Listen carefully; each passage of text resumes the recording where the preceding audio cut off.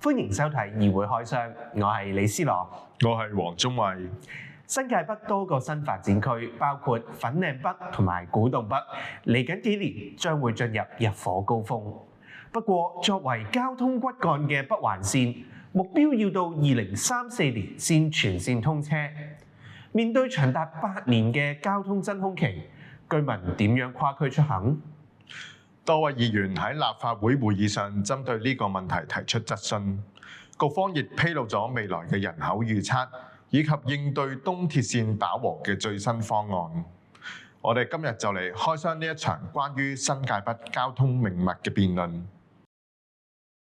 首先係人口問題，新發展區入伙速度快，但係鐵路未到，議員最擔心會出現交通癱瘓。姚明議員喺會上引述意見嘅時候表示，現時區內嘅交通壓力已經日益增加。根據運輸及物流局嘅數據，喺2026年至2032年之間，新界北新增嘅人口將會達到225000人。有意見認為咧，近年嘅新界北陸續有公營及私營房屋落成同埋入伙，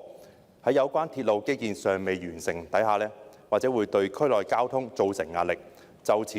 政府可否告知本會，有否統計過去3年以及預計未來3年新界北新落成嘅公營以及私營房屋所帶嚟嘅人口增長，並根據該等數據制定針對性嘅短中期嘅交通應對嘅方案。率先會喺今年嘅年內通車嘅粉嶺繞道東段，直接去連貫粉嶺北嘅新發展區同埋粉嶺公路。喺公共交通運輸服務方面呢，運輸署已經因應呢2個新發展區嘅第一階段入伙，規劃開辦合共6條全新嘅專營巴士路線，去接駁古洞北同埋粉嶺北至到上水或者係粉嶺嘅鐵路站。呢啲路線呢，亦都會包括往來九龍東、九龍西、荃灣區同埋元朗區等嘅跨區服務。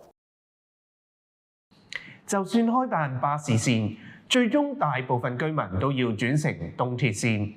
但而家東鐵線喺繁忙時間已經插針都插唔入，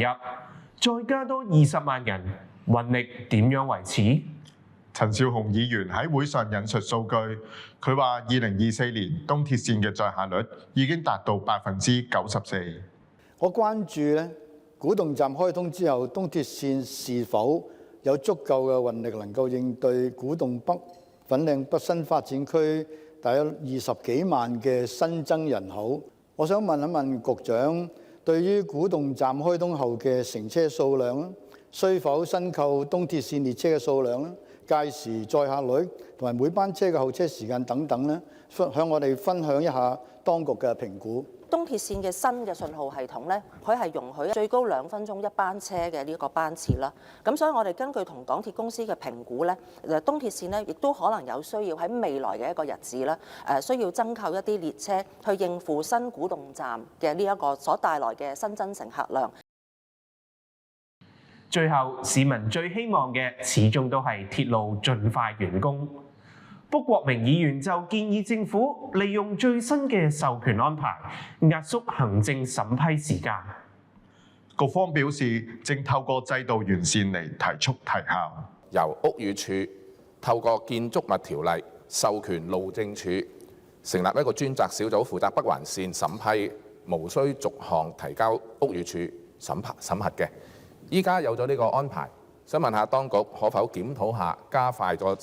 時間，壓縮個工期？現時路政署同埋屋宇署咧，正係好密切咁樣溝通，盡快希望能夠成立喺路政署裏邊嘅一個專屬嘅部門，同步咧可以一站式咁樣去處理一啲鐵路去興建嘅時候所需